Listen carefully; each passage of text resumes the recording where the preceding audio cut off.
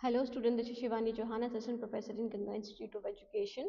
सो आज हम करेंगे unit second, understanding the nature and processes of socialization का last topic, that is the understanding interface between human community and the school. Okay, इसके बारे में बात करेंगे कि कैसे ये तीनों ही एक दूसरे से रिलेटेड है।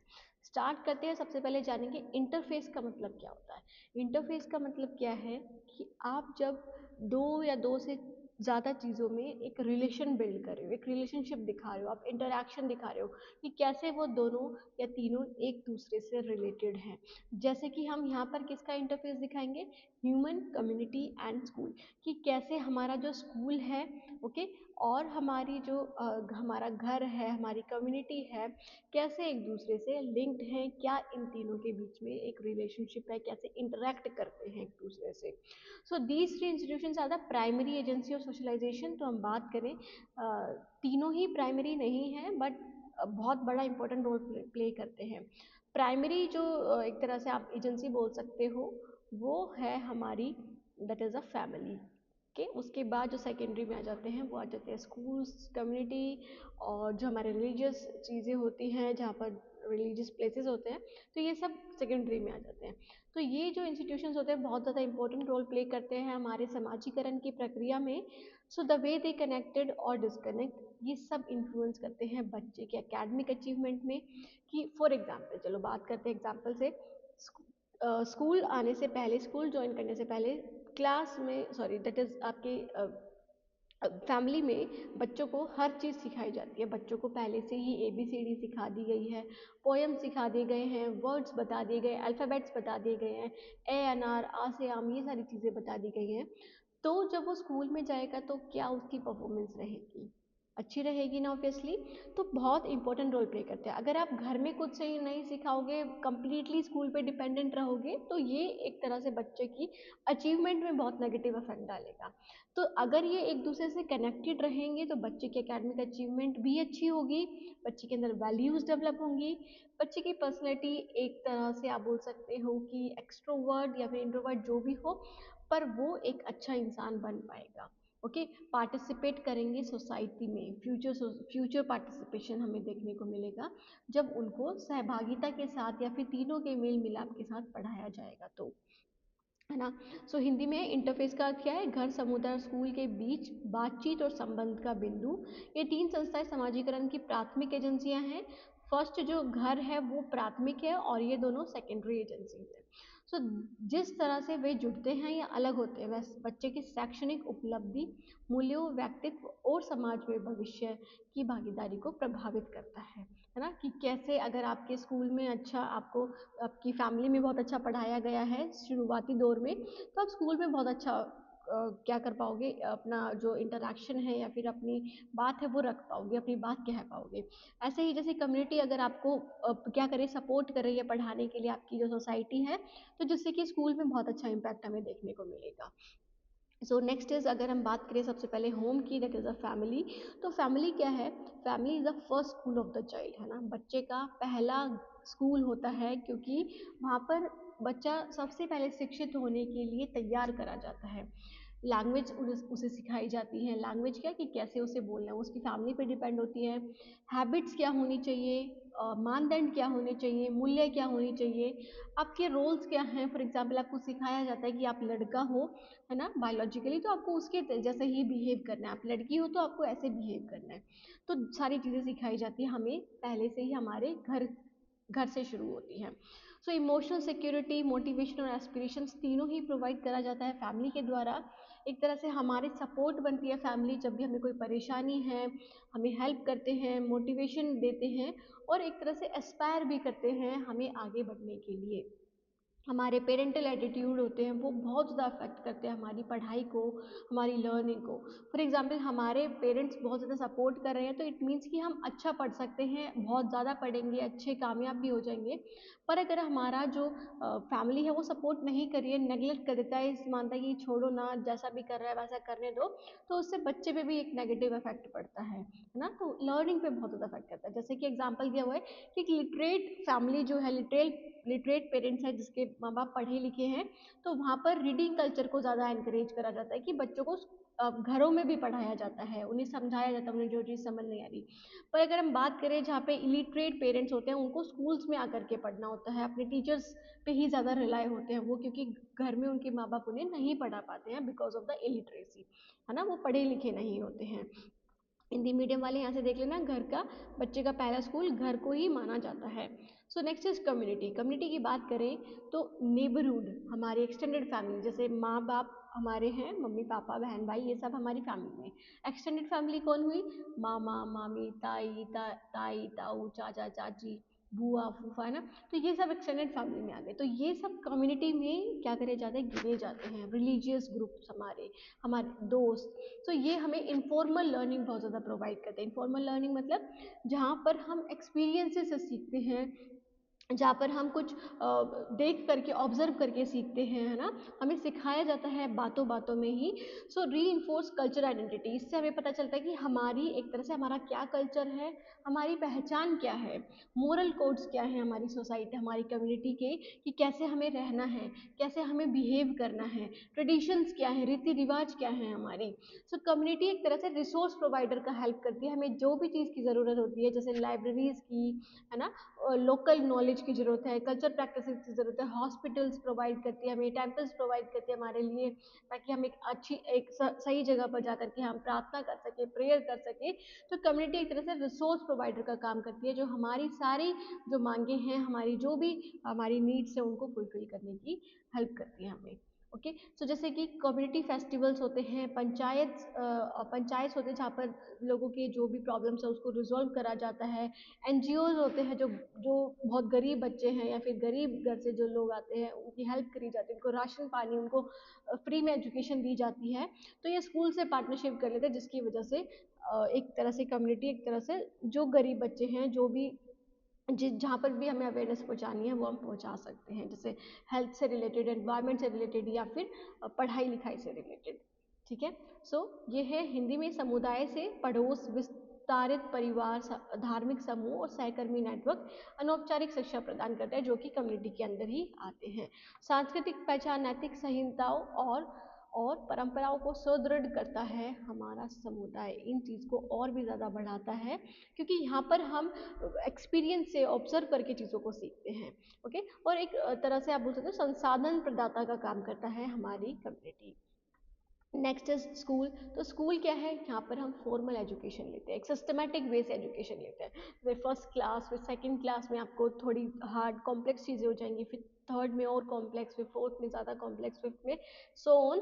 तो ऐसे हमें सिस्टमेटिक वे से टाइम टेबल के ज़रिए आपका एक पीरियड होगा जहाँ पर आपको एक सब्जेक्ट के बारे में पढ़ना है। आपका स्कूल का एक टाइम होगा जहाँ पर से 7 से 2 बजे तक, तो जैसे आपको वहाँ पर पढ़ना है। तो फॉर्मल एजुकेशन सिस्टम हमें सिखाता है नॉलेज, स्किल्स, वैल्यूज़ और डिसिप्लिन, हमारे अंदर ज्ञान अर्जित करता है और स्किल्स अर्जित करता है, साथ के साथ मूल्य और कैसे हमें अनुशासन के साथ रहना है, सारी चीज़ें हमें सिखाई जाती हैं। बच्चे को प्रिपेयर करता है स्कूल, किसके लिए? रोजगार के लिए, ताकि वो आगे अपने करियर अपॉर्चुनिटीज़ को चूज़ कर सके और फिर उसके बाद कहीं एक जगह सेटल हो जाए, ताकि वो अपना अपना एक तरह से आप बोल सकते हो लिवलीहुड तो कमा ही सके ना, इतना तो कमा ही सके। सिटीजनशिप के लिए प्रिपेयर करता है कि वो एक तरह से अच्छे नागरिक बने, जो लोगों के हित के लिए, जो जस्टिस की तरफ जाएं और जो इक्वालिटी को प्रमोट करे। और सोशल रिस्पॉन्सिबिलिटीज़ जो हैं, सब चीज़ें सिखाई जाती हैं हमारे स्कूल में। तो एक तरह से ये ब्रिज का काम करता है किसके बीच में? होम और वाइडर सोसाइटी। अब देखो, होम है ये आपका घर है, ओके, ये स्कूल है, और ये है सोसाइटी। अब सोसाइटी में तो इतनी सारी चीज़ें, डिफरेंट चीज़ें, कम्युनिटी से भी बड़ी क्या है? सोसाइटी है। सोसाइटी में हर कम्युनिटी के लोग हैं, हर कल्चर के लोग हैं, डिफरेंट लैंग्वेजेस जो बोलते हैं, अलग अलग मल्टीलिंगुअल होते हैं, है ना। सो स्कूल हमारा काम करता है इन दोनों के बीच में, एक तरह से आप बोल सकते हो लिंक क्रिएट करता है स्कूल, होम और सोसाइटी के बीच में। हम सोसाइटी की तरफ कैसे जाते हैं? स्कूल की मदद से ही हम सारी चीज़ें सीखते हैं। जैसे कि यहाँ पर एग्जांपल दिया है, मिड डे मील स्कीम सिर्फ नरिश ही नहीं करता है बच्चों की हेल्थ को, बल्कि ये सब बच्चों को एक साथ मिल कर के खाना खिलाते टाइम या फिर जब बच्चे खाना खाते हैं तो एक साथ मिलने का एक तरह से प्रेरित करने का भी इसका मकसद है कि सब बच्चे मिलकर के डिफरेंट कास्ट के, डिफरेंट कलर के, डिफरेंट बैकग्राउंड के, है ना, डिफरेंट क्लास के सब बच्चे मिलकर के साथ में खाना खाएं, जिससे एक तरह से क्या हो, बच्चे साथ में मिलकर के कोऑपरेशन उनके अंदर डेवलप हो, है ना, तो साथ में मिलकर रह सके। ठीक है, सो ये समुदाय और स्कूल के बारे में हम पढ़ चुके हैं स्टूडेंट। अब आ जाते हैं नेक्स्ट पे, इंटरफेस हाउ दे कनेक्टेड। अब ये तीनों एक दूसरे से कैसे कनेक्टेड हैं। होम और स्कूल की बात करें हम, हमारा घर और हमारा स्कूल एक दूसरे से कैसे कनेक्टेड है स्टूडेंट, इसकी बात करेंगे। सो होम एंड स्कूल की बात करें, parents participate in parents teacher meeting. Parents का पार्टिसिपेशन हमें देखने को मिलता है। पेरेंट्स टीचर मीटिंग में पीटीएम ऑर्गेनाइज करी जाती है ताकि टीचर्स मिल सके किससे, घर वालों से, घर वाले इन द सेंस कि आपके पेरेंट्स से, आपके मम्मी पापा से, ताकि आपकी प्रोग्रेस रिपोर्ट जान सके, क्या कमियां हैं या फिर क्या चीज़ें ऐसी हैं जो उसको नहीं अच्छा बढ़ने दे रहा है। तो जिससे स्कूल मैनेजमेंट कमिटीज़ तैयार करी जाती हैं जहाँ पर सब बच्चे मिलकर के, यहाँ या फिर आप बोल सकते हो स्कूल सारे मिलकर के एक तरह से कमेटी बनाते हैं जहाँ पे पेरेंट्स का भी इन्वॉल्वमेंट होता है, सोसाइटी के मेंबर्स का भी इन्वॉल्वमेंट होता है, जो बच्चों के हित के लिए, एजुकेशन के लिए बात करते हैं। Teachers adopt pedagogy considering family background. तो टीचर क्या करते हैं यहाँ पर, ऐसी पेडागोजी मतलब ऐसे पढ़ाने का तरीका इन्वॉल्व करते हैं जो कि उनकी फैमिली बैकग्राउंड से अटैच्ड हो, या फिर ऐसा नहीं कि कुछ भी अलग चीज़ें सिखा रहे हैं, जो उन्होंने एक्सपीरियंस करे अपनी फैमिलीज़ में, है ना, अपनी लाइफ में, उन सब चीज़ों के थ्रू बच्चों को सिखाया जाता है। Shared responsibilities improve child performance. तो बच्चों को जब रिस्पॉन्सिबिलिटीज़ दी जाती हैं, जिससे बच्चों के अंदर क्या होता है, बच्चों की परफॉर्मेंस और भी ज़्यादा बढ़ती है ना। जब आप स्कूल्स में बच्चों को रिस्पॉन्सिबिलिटीज़ दोगे, क्लास में रिस्पॉन्सिबिलिटीज़ दोगे, अपने फैमिली में रिस्पॉन्सिबिलिटीज़ जब बच्चों को दोगे, तो बच्चों की परफॉर्मेंस पे भी बहुत अच्छा इफेक्ट पड़ेगा। बच्चे अपने काम को ध्यान से करने की सोचेंगे, पंचुअलिटी के साथ करने की सोचेंगे और टाइम से करके देंगे। ठीक है, तो होम और स्कूल एक दूसरे से ऐसे लिंक्ड हैं। यहाँ पर हिंदी में है, घर और स्कूल, माता पिता, अभिभावक, शिक्षक बैठकर स्कूल प्रबंधन समितियों में भाग लेते हैं ताकि इन्वॉल्वमेंट बनी रहे, ताकि हम बच्चों के बारे में जान सकें। So next is schools and community. अब हमें हम अब अभी हमने पढ़ा था होम एंड स्कूल, अब हम पढ़ेंगे schools and community.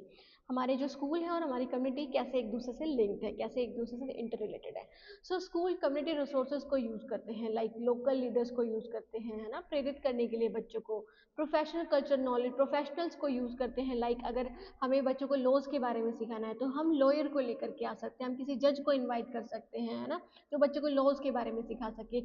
Art and craft के बारे में बच्चों को सिखाना है, जादूगर जैसे आपने देखा होगा, हम जादूगर हम हमारे स्कूल में भी आते थे, तो जो सिखाते थे कि कैसे आप ये ट्रिक्स कर सकते हो, कैसे ट्रिक्स बनी हुई है, कैसे आप एक इंसान को कैसे आप बोल सकते हो भ्रम में डाल सकते हो ना। तो कल्चरल नॉलेज प्रोवाइड करना, तो ये एक तरह से कम्युनिटी का काम है, कम्युनिटी हमें प्रोवाइड करते हैं सारे रिसोर्सेज।